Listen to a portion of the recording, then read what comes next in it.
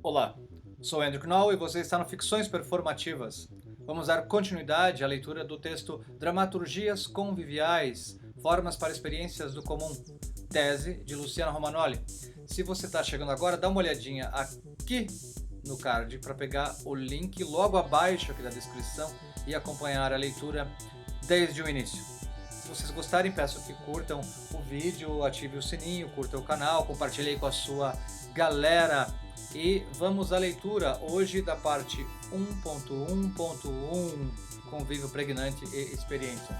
Então, sem mais, peguem seu chá, café, água, charuto, o que quiserem, estiquem as pernas ou simplesmente fechem os olhos e se deixem levar pela leitura. 1.1.1 Convívio Pregnante e Experiência. A situação de convívio entre artistas e espectadores, e ocasionalmente técnicos, sobre a qual se realiza um acontecimento teatral, responde pela potência da dimensão da presença sempre resistir nas performances teatrais, mesmo naquelas produzidas sob os ditames de uma cultura do sentido como a que se estabeleceu no Ocidente desde a Idade Moderna. É por isso que, mesmo na apresentação de uma peça em palco italiano, num regime de ilusão, em que haja empenho para subtrair a percepção das presenças dos atores e dos espectadores, os efeitos de presença serão sentidos e o convívio vivido em alguma medida. Assim como já se viu esforços para apagar o convívio, o que mais uma vez depõe sobre sua potência de afetação ou não causaria incômodo. É possível, num movimento inverso, evidenciá-lo e intensificá-lo. O convívio pode ser potencializado no acontecimento teatral pelo direcionamento da atenção de atores e espectadores à percepção da situação teatral compartilhada pelos corpos, ao espaço, ao tempo, à materialidade, aos corpos, convocando a sensação e posterior autorreflexão sobre o estarem ali, juntos. Isso pode ser provocado por meio da interpelação direta de espectadores específicos ou do público como conjunto, do uso de pronomes idênticos para indiciar o lugar, o tempo e os sujeitos envolvidos na situação de enunciação, aqui, agora, vocês, nós, etc., ou de formas mais diretas de participação corporal do público pela convocação de falas ou movimentos. As distintas formas, modulações, intensidades, usos e objetivos do convívio teatral variarão de acordo com o tipo de relação que se estabelece entre palco e plateia, ou, caso essas definições espaciais não se apliquem mais, entre performers e espectadores e entre espectadores e espectadores. Historicamente, o convívio teatral passa a receber mais atenção a partir do que Fischer-Licht denomina de performative turn, a virada performática, ou giro performático, nas artes ocorrida primeiramente na passagem do século XIX para o XX, com o estabelecimento de estudos teatrais e rituais, Fischer-Licht, 2008, e intensificada na segunda virada, que viria nas décadas de 1960 e 1970, com a emergência da performance art e com o desvio da atenção da obra para o acontecimento compartilhado com o espectador em presença. Embora ela teorize a partir do contexto europeu, as artes brasileiras também manifestam essa segunda virada performática, tal como comprovam obras de Eliot Sica, 1937-1980, Lydia Clark, 1920-1988, Teatro Oficina, entre tantas outras. Fischer-Licht destaca como marco daquele período uma das peças faladas do dramaturgo austríaco Peter Handke, na qual o palco permanecia vazio e as luzes acesas sobre palco e plateia. Parágrafo. Insulto ao público de Peter Handke dirigida por Klaus Peymann, estreou no Theater am Turm em Frankfurt durante a primeira Experimenta, 3 a 10 de junho de 1966. Almejava redefinir o teatro, definindo a relação entre ator e espectador. O teatro não era mais concebido como a representação de um mundo fictício que o público, em troca, deveria observar, interpretar e entender. Algo deveria ocorrer entre atores e espectadores que instaurasse o teatro. Era crucial que algo acontecesse entre os participantes e, menos importante, o que aconteceria. Nota 20. No original. Peter Henrichs of Van Den, The Audience, directed by Klaus Peymann, premiered at the Theater am Turm in Frankfurt during the first Experimenta, June 3 or 10, 1966. It aspired to redefine theatre by redefining the relationship between actor and spectator.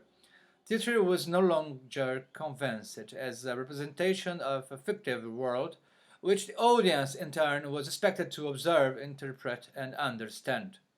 Something was to occur between the actors and the spectators that constituted theatre.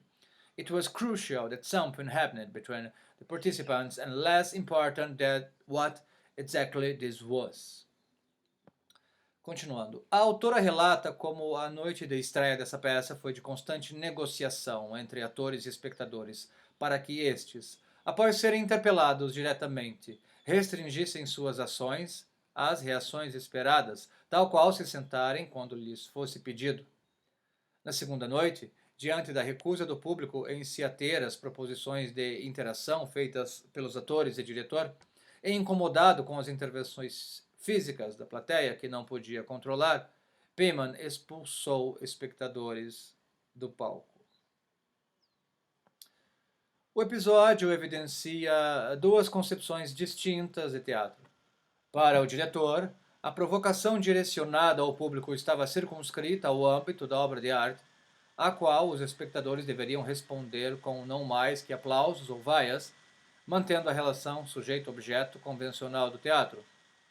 O público, contudo, teria compreendido as provocações de Handke, como a possibilidade de reversão de papéis entre ator e espectador, sujeito-objeto, e passou a perceber a performance teatral não como obra de arte a contemplar, mas evento, acontecimento a ser vivenciado como uma experiência em comum. Com isso, a importância do papel do público não somente é reconhecida como condição do teatro, conforme Dubach também estabelece, mas passa a ser explicitamente invocada.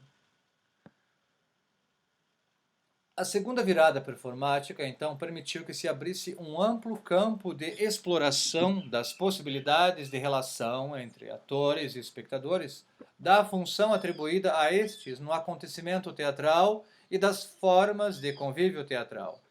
Desse modo, ocorre uma ampliação da complexidade da questão do convívio, que pode ser verificada no teatro mais fortemente a partir dos anos 1960, e desde então vem sendo experimentada de formas diversas pela ênfase na materialidade e na presença promovida no teatro pós-dramático, já na década seguinte, segundo o teórico alemão Hans Lehmann, pela invenção de novos modos de estar junto de relações intersubjetivas praticada pela estética relacional a partir da década de 1990, de acordo com o curador de arte francês Nicolas Bourriot, pelos cenários liminares descritos pela teórica mexicana Ileana Diegues, ou pelo teatro expandido no sentido social, cujo foco recai sobre o público no início do século XXI, de acordo com o teórico espanhol Oscar Cornago. Diante de todas essas variantes, surge a possibilidade de se fazer uma distinção entre uma forma básica, lato sensu, constituinte de praticamente todos os espetáculos de teatro, dança e circo, quando feitos ao vivo, em presença, e formas pregnantes de convívio teatral, aquelas nas quais essa dimensão recebe maior investimento, contemplando gradações diversas da intensidade de sua instauração. Uma primeira estratégia operacional para efetuar tais distinções pode ser encontrada em diálogo com a classificação estabelecida por Erika Fischer-Licht entre três diferentes conceitos de presença: o fraco, o forte e o radical. O conceito fraco de presença é definido pela autora simplesmente como estar ali diante dos olhos do outro e se equivale à condição sine qua non para a performance teatral ocorrer. A copresença corporal de atores e espectadores. Nota 21 no original. The bodily copresence of actors and spectators. Refere-se fundamentalmente à soma de presenças físicas ao vivo no mesmo espaço e tempo, de modo que encontra correspondências diretas com o conceito do Badiano de convívio.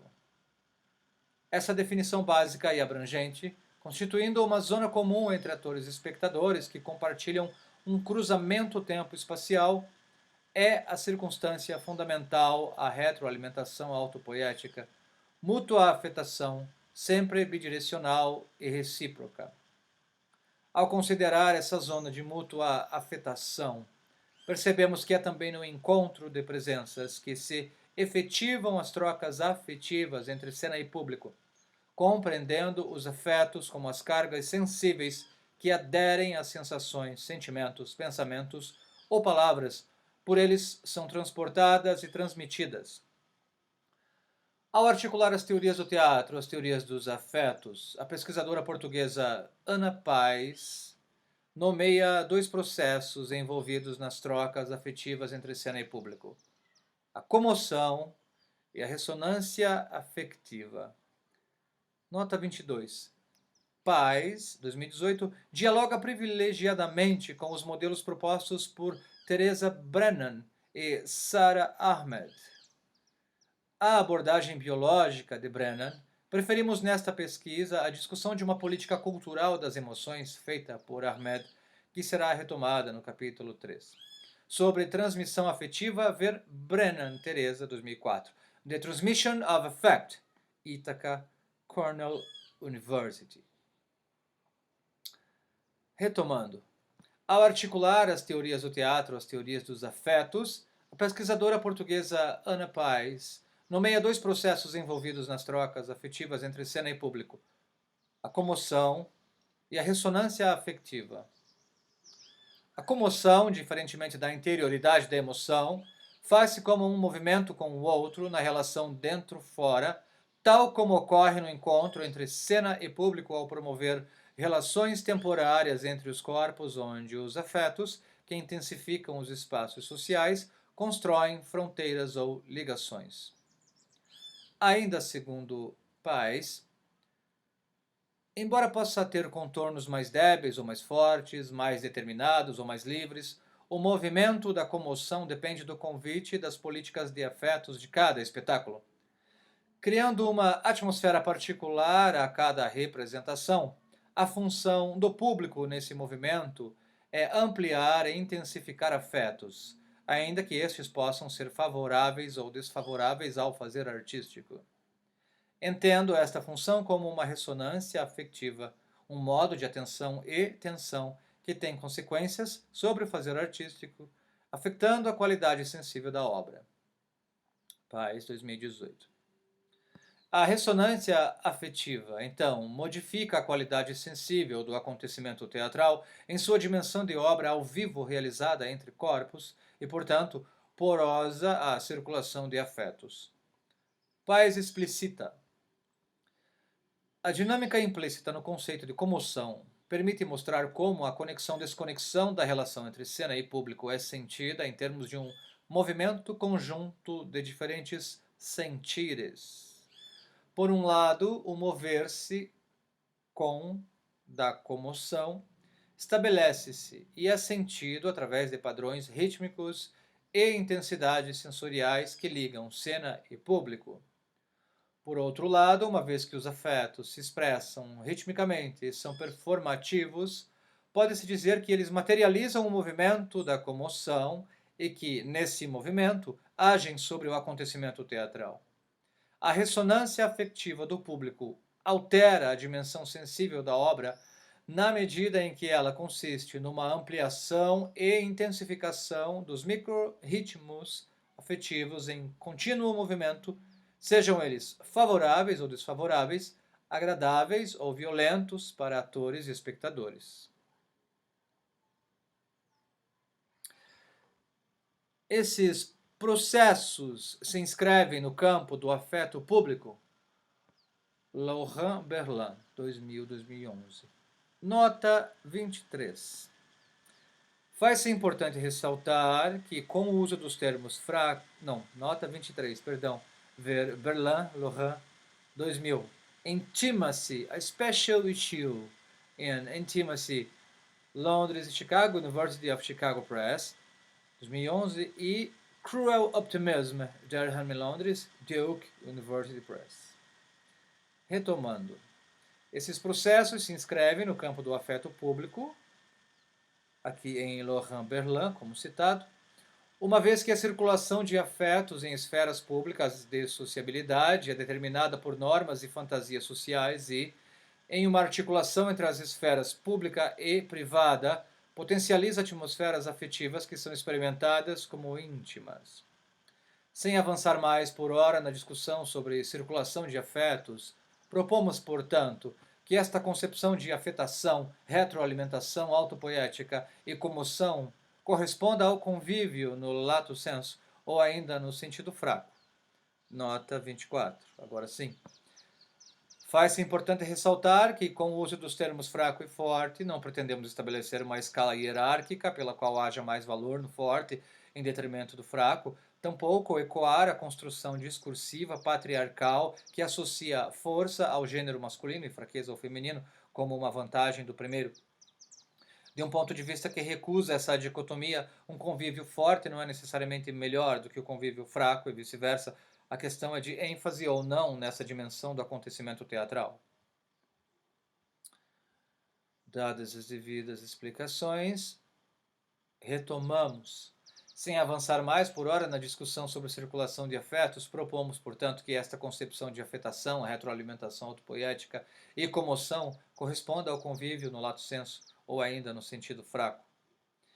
Este que remete à situação base do acontecimento teatral, mesmo quando configurado pela separação entre palco e plateia instaurada pela quarta parede, ou seja, quando a atenção dos espectadores for desviada dessa dimensão convivial para se fixar na ficcional, de modo que a percepção do convívio é desfavorecida, assim como, consequentemente, qualquer tomada de consciência crítica sobre ela. Já o conceito forte de presença é definido por Fischer-Licht como uma qualidade performática, manifesta pela habilidade de um ator em ocupar o espaço e atrair para si a atenção ininterrupta do público. Como efeito, espectadores são afetados por uma sensação de presentificação.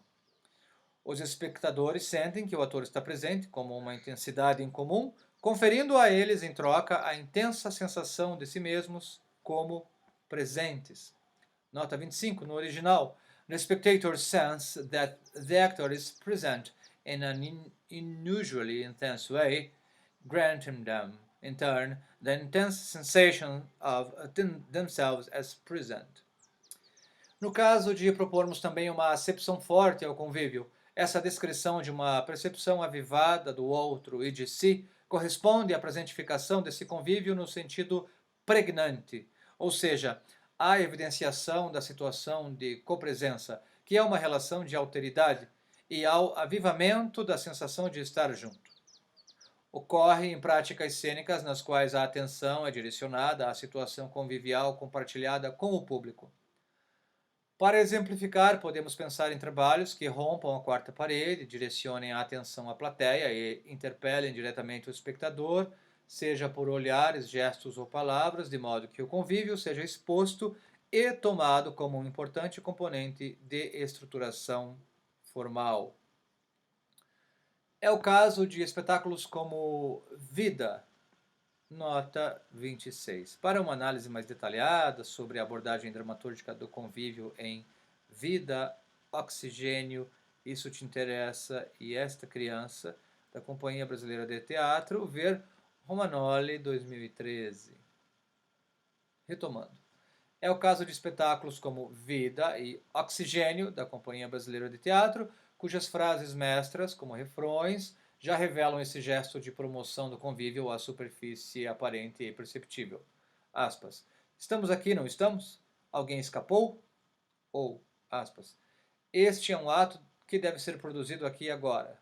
fecha aspas, ditas respectivamente por Rodrigo Ferrarini e Rodrigo Bolzan, endereçando o público, de modo que este se sinta implicado no acontecimento.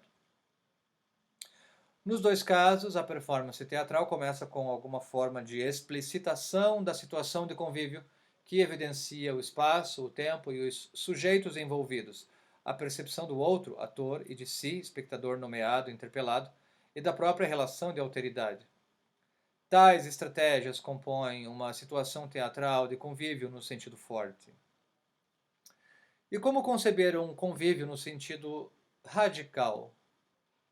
Se avançarmos na analogia às conceituações de presença feitas por Fischer-Licht, veremos que a presença radical, que a autora expressa por meio do peso da materialidade das letras em caixa alta, presença, resulta do colapso da dicotomia entre corpo e mente. Segundo ela, o processo civilizatório ocidental pressupõe o dualismo mente-corpo. Nota 27. No original, The Occidental Civilization Process presuppose the mind-body dualism. Segundo ela, o processo civilizatório ocidental pressupõe o dualismo mente-corpo, que se consolidaria idealmente quando finalmente os seres humanos conseguissem deixar o corpo sob o controle da mente e se abstrair de seus corpos, livrando-se das condições estabelecidas pela existência física. No original, humans succeed in bringing the body under the control of the mind and abstract themselves from their body, thus freeing themselves from the conditions set by physical existence. Em contraposição, a presença cumpriria essa promessa de apagar a dicotomia entre corpo e mente, mas de modo antagônico à sublimação do corpo, permitindo uma experiência de mente corporificada, isto é, de não mais se ter um corpo, mas ser um corpo, unindo consciência e instintos, como uma sensação de revitalização. Assim, o espectador experimenta o performer e assim como mentes corporificadas em um constante processo de vir a ser. Ele percebe a energia circulante como uma energia transformadora e vital.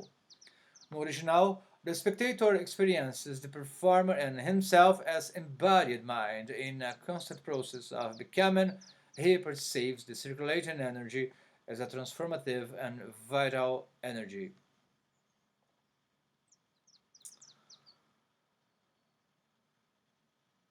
Onde estávamos?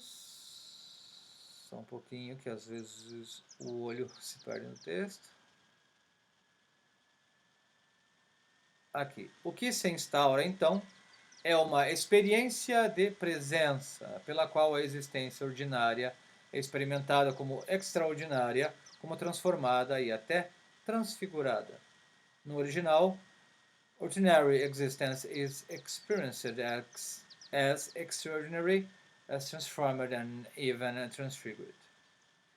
Qualquer analogia que se pretenda fazer com a presença radical deverá considerar essa potência transformadora que recobre uma situação da sensação de extraordinário, de ser um evento significativo que afeta conjuntamente corpo e mente dos envolvidos, de que algo acontece entre aquelas pessoas. Uma primeira proposição de convívio no sentido radical seria, então, aquele que proporciona uma experiência transformadora no encontro com o outro, de modo que ele é percebido como extraordinário.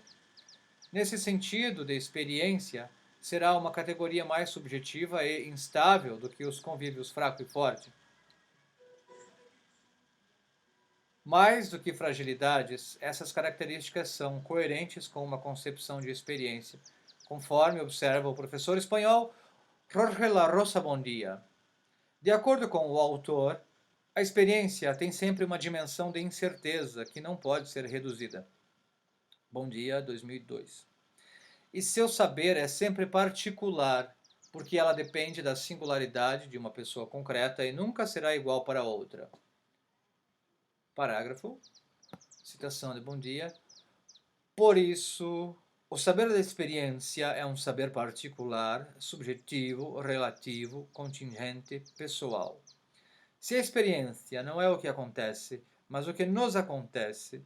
Duas pessoas, ainda que enfrentem o mesmo acontecimento, não fazem a mesma experiência. O acontecimento é comum, mas a experiência é para cada qual sua, singular e de alguma maneira impossível de ser repetida. O saber da experiência é um saber que não pode separar-se do indivíduo concreto em quem encarna. 2002. A base dessa concepção de experiência é um atravessamento do sujeito, no sentido de que na experiência algo nos acontece frente a um mundo onde a cada dia se passam muitas coisas, porém, ao mesmo tempo, quase nada nos acontece.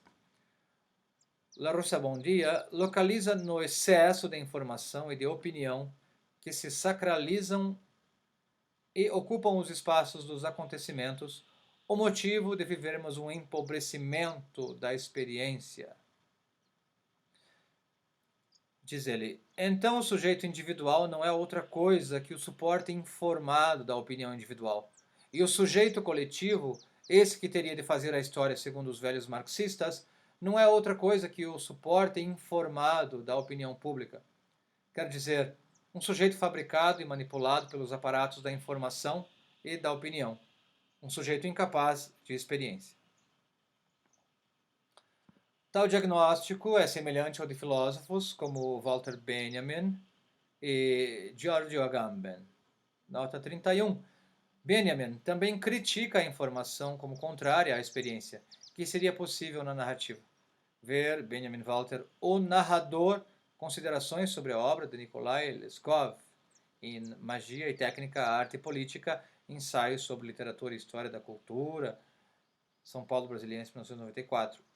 E Benjamin Walter, Experiência e Pobreza, tradução Sérgio Paulo Rouanet, em Obras Escolhidas, volume 1, Magia e Técnica, Arte e Política, Ensaios sobre Literatura e História da Cultura, prefácio de Jeanne-Marie Ganeban, São Paulo Brasiliense, 1987. Retomando, tal diagnóstico é semelhante ao de filósofos como Walter Benjamin e Giorgio Agamben. Para este último, se o dia a dia do homem contemporâneo não contém quase nada que seja ainda traduzível em experiência, não é porque não ocorram eventos significativos, mas por o cotidiano estar extenuado de eventos incapazes de traduzir-se em experiência. Contrariamente, Georges de Huberman, em diálogo com Georges Bataille, observa que experiência é fissura, é da ordem da contestação, do desconhecido, do não saber. Por isso, embora o valor da experiência tenha caído, a própria queda ainda é experiência, em seu próprio movimento de queda sofrida, de Huberman 2011. Então, ainda que seja aos lampejos inesperados, permanece a possibilidade de uma experiência tensa entre perda e êxtase. Contra o anúncio da destruição da experiência, Didi Huberman afirma que a experiência é indestrutível, mesmo que se encontre reduzida às sobrevivências e às clandestinidades de simples lampejos na noite. Afirma que a experiência é indestrutível, mesmo que se encontre reduzida às sobrevivências e às clandestinidades de simples lampejos na noite. Esses lampejos são os desejos e pensamentos que se contrapõem ao insustentável domínio público da razão esclarecedora, como uma liberdade de movimento que, apesar de tudo, não se encerra em si mesma, mas faz-se como transmissão em relação ao outrem. O sujeito da experiência, segundo Dia, diferentemente do sujeito da informação e da opinião, que está ocupado em fazer, julgar, poder e querer, é aquele que se constitui como território de passagem a quem algo se passa, e afetação, gerando marcas, vestígios, efeitos. Define-se por sua receptividade primeira como uma disponibilidade fundamental, como uma abertura essencial, um sujeito exposto em estado de vulnerabilidade e risco. Diz Dia. Por isso é incapaz de experiência aquele que se põe, ou se opõe, ou se impõe, ou se propõe, mas não se expõe. É incapaz de experiência aquele a quem nada lhe passa, a quem nada lhe acontece, a quem nada lhe sucede, a quem nada o toca, nada lhe chega, nada o afeta, a quem nada o ameaça, a quem nada ocorre. Continuando. Para aprofundar essa discussão e articular a experiência mais diretamente ao campo da arte, cabe aqui resgatar a concepção de arte como experiência, formulada pelo filósofo John Dewey. Para ele, a experiência é sempre da ordem estética e a arte é o cume disso. Contudo, a separação entre arte e vida teria cavado um abismo entre a experiência comum e a artística, e a oposição binária entre corpo e mente, em detrimento do primeiro, considerada pelo autor uma forma de retraimento fundada no medo do que a vida pode trazer, causaria o estreitamento e o embotamento da experiência. Segundo Dewey, a experiência continua ocorrendo nos processos de interação do ser vivo com o ambiente, porém, muitas vezes é incipiente, não emerge como intenção consciente, ou seja, não constitui uma experiência singular, uma experiência, no original an experience. Isso decorre de distrações e dispersões entre o que se observa, pensa, deseja e obtém, que não permitem à experiência se consumar. Cabe lembrar que Dewey escrevia isso na década de 1930, quando esse processo ainda estava em seu primeiro estágio, se considerarmos o agravamento ao qual chegamos ao momento histórico atual. A experiência singular seria aquela consumada e completa em si mesma. Sua unidade é conferida pela emoção ao atuar sobre os campos prático, intelectual e afetivo que a constituem de modo interdependente. Como uma troca ativa e alerta com o mundo em seu auge, significa uma interpenetração completa entre o eu e o mundo dos objetos e acontecimentos. E é sentida como uma intensificação da vitalidade. Isso significa que a experiência depende da percepção da continuidade das situações, eventos e objetos. Ou seja, depende de uma não compartimentalização da vida e do colapso das oposições binárias como carne e espírito, imaginação e execução, posição partilhada por grande parte dos teóricos com os quais dialogamos neste estudo.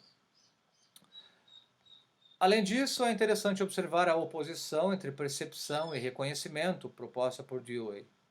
No reconhecimento, não há resistência suficiente entre uma situação nova e uma velha, já conhecida, para assegurar que aquela chegue à consciência como uma experiência, de modo que pode ser vivida rotineiramente e até automaticamente. Por exemplo, percorrer o caminho de casa ou assistir ao mesmo procedimento cênico pela 20ª vez. Já a percepção demanda um ato de reconstrução da experiência diante de algo que, por sua diferença em relação ao conhecido, faz com que a consciência torne-se nova e viva, como um passeio a uma paisagem desconhecida ou um trabalho artístico inesperado.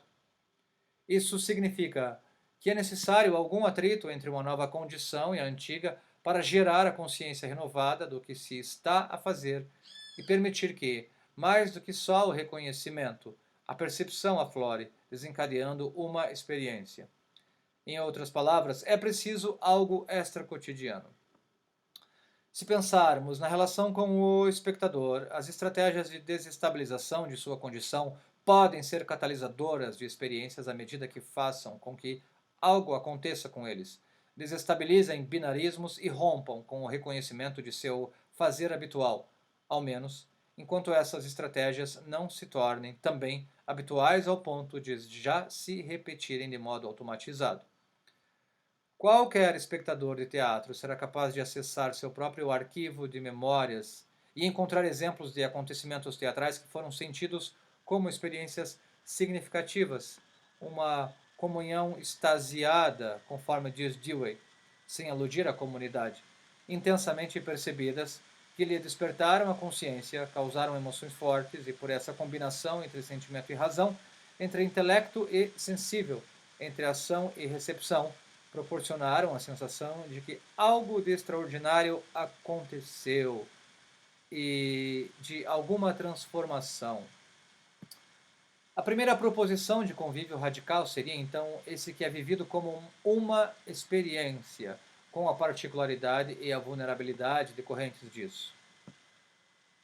Porém, se chamarmos de convívio radical aquele que proporciona uma experiência, é importante observar que nem toda experiência significativa teatral é gerada por uma intensificação no nível do convívio. Posso citar, por exemplo, a segunda apresentação a que assisti de Leite Derramado, espetáculo dirigido por Roberto Alvim. Na noite de sua estreia em São Paulo, e não na apresentação do mesmo espetáculo, com problemas técnicos, em pré-estreia no Mirada, Festival Ibero-Americano de Artes Cênicas de Santos, tive uma experiência como espectadora, a acentuação da vitalidade, a intensificação de afetos, sensações e dos processos intelectivos, a consciência tornada nova e viva, uma consciência da singularidade daquela experiência e de seu caráter transformador de minha subjetividade. Contudo, não me parece cabível dizer que foi uma experiência de convívio. Havia convívio teatral ali, sem dúvida, mas não era a dimensão do convívio que mais diretamente proporcionava a experiência. Embora todo o meu corpo estivesse de alguma forma implicado, foi menos uma experiência física e sensorial como um todo do que uma experiência visual, auditiva, intelectual. E, se concordarmos com Dewey, todos esses aspectos precisam coexistir para que haja uma experiência, mas haverá experiências em que um ou outro aspecto sobressaia. Enquanto Leite Derramado foi uma experiência mais isolada e introspectiva, concentrada em mim mesma, Fugit, do grupo catalão Kamchatka, me proporcionou uma experiência singular de envolvimento numa dimensão de alteridade, um movimento em direção ao outro afetando o corpo físico, além da visão e audição, o tato e o aparelho motor, na transformação exercida. Reunido em fila à frente de uma estação de trem do século XIX, na cidade de Santos, durante o Mirada, Festival Ibero-Americano de Artes Cênicas, o público é atraído por homens e mulheres trajados para a viagem, portando malas antigas que se comunicam somente e por gestos e expressões faciais, e assim conduzem o nosso grupo de espectadores a entrar em vagões de trem e a segui-los pelas ruas como se fossem fugitivos, imigrantes refugiados. Nesse percurso, adentramos construções antigas, lugares aparentemente abandonados, feitos esconderijo, e somos divididos em grupos menores. Por vezes, pessoas que vieram juntas assistir ao espetáculo se separam e que cumprem trajetos distintos. Aos poucos, a condução dos atores e as situações forjadas convidam a entrar no jogo, que é essencial para que a experiência se realize. E é disso que se trata, de um teatro da experiência, de uma experiência que passa pelo corpo e assim constitui um saber, no qual a racionalidade é apenas uma das vias de afetação e conhecimento. Os nossos corpos, como espectadores, são implicados em situações coletivas de afetos e dúvidas.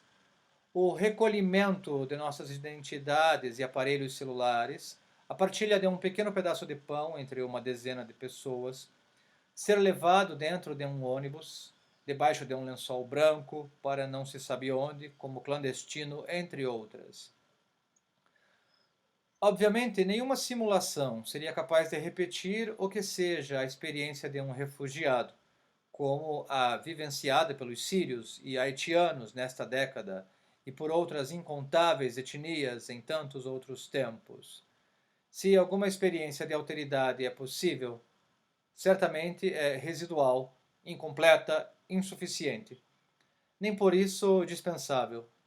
No ônibus de destino incerto, no escuro das ruas vazias, no beco onde o pão é dividido, senti um átimo de medo, um momento de desamparo, um instante de solidão, um temor da perda. E essas sensações acionaram outras semelhantes gravadas na minha memória corpórea e se colocaram também aos músculos e nervos como experiência sensível. Mas não se limitou à dimensão físico-sensória. O tempo todo em que se é espectador atuante, observado pelos demais, é-se também observador da atuação do outro, de modo que o lugar do público não se estabiliza. Ao contrário, é movente e induz a autorreflexividade.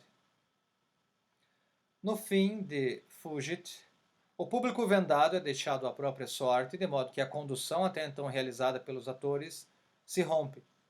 Não há mais pessoas ou regras a seguir. Cada um é deixado com seu corpo, sua experiência e sua consciência. Para mim, se dúvida, foi uma experiência singular. Para mim, sem dúvida, foi uma experiência singular. Uma experiência vivida com intensidade. No entanto, para outros espectadores com quem conversei, isso não se efetivou. Sinal de que, se houver recusa ou se as condições do entorno forem desfavoráveis, por exemplo, quando parte do público contamina com posturas de escárnio, desprezo, rejeição ou zombaria, ou se a luz do dia não propiciar a mesma sensação de perigo e avivamento dos sentidos da deriva pela cidade vazia à noite, qualquer experiência significativa fica impossibilitada. Se retomarmos as observações de Dewey sobre a superação das divisões binárias e sobre o duplo fazer estar sujeito a algo, somadas à transfiguração sugerida por Fischer-Licht, seria possível conceber a instabilidade no lugar do espectador como situação propícia à experiência, pois o coloca em condição de fazer e ficar sujeito concomitantemente. Nota 32. Quando se fala em aspectos favoráveis ou propícios à experiência, trata-se de condições, disposições, inclinações, cuja efetividade só se concretizará a depender dos modos de realização e de todos os envolvidos. Portanto, deve ser comprovado caso a caso. Essa situação em que o ordinário da separação de palco e plateia é transfigurado e o espectador se torna simultânea ou pendularmente observador e observado, quando sua função no acontecimento teatral deixa de ser fixa para se lançar num processo contínuo de vir a ser, pelo qual se intensifica a interação com o meio e com as outras presenças, ainda que tais características nunca possam assegurar a sua realização. Sem garantias de que ocorra a todo o público igualmente, ou que se repita em uma segunda apresentação, podemos pensar a instauração de uma experiência que privilegie a dimensão do encontro como situação de convívio radical.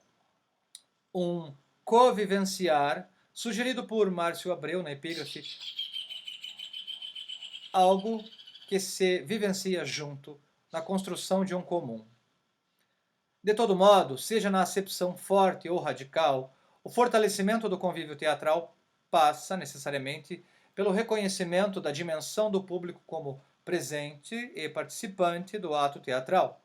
É a radicalização do estar junto, a reafirmação da qualidade intersubjetiva presencial das performances teatrais, de sua configuração privilegiada para a circulação dos afetos e para uma experiência de alteridade e de comum, como dois lados da mesma moeda que recusam ambos o isolamento individualista.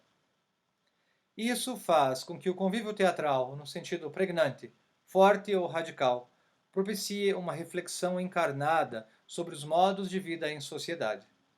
A condição de encarnado aqui é crucial, assinala um saber que se experimenta corporalmente, próprio da dimensão da presença, da performance. Uma posição que se opõe ao desprezo pelo corpo é uma posição que se opõe ao desprezo pelo corpo e à submissão das sensações ao sentido. Nota 33. Dewey critica diretamente uma ordem social em que o prestígio vai para aqueles que usam a mente sem a participação do corpo, e afirma que o sentido abarca uma vasta gama de conteúdos: o sensorial, o sensacional, o sensível, o sensato e o sentimental, junto com o sensual. Inclui quase tudo, desde o choque físico e emocional cru até o sentido em si, ou seja, o significado das coisas presentes na experiência imediata. Dewey, 2010.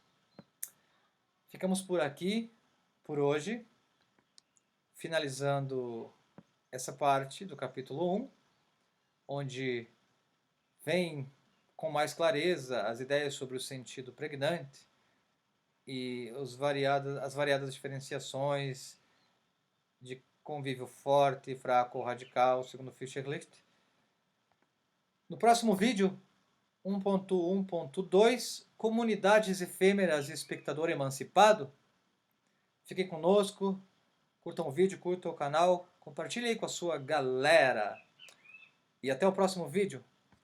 Um beijo, paz e bem.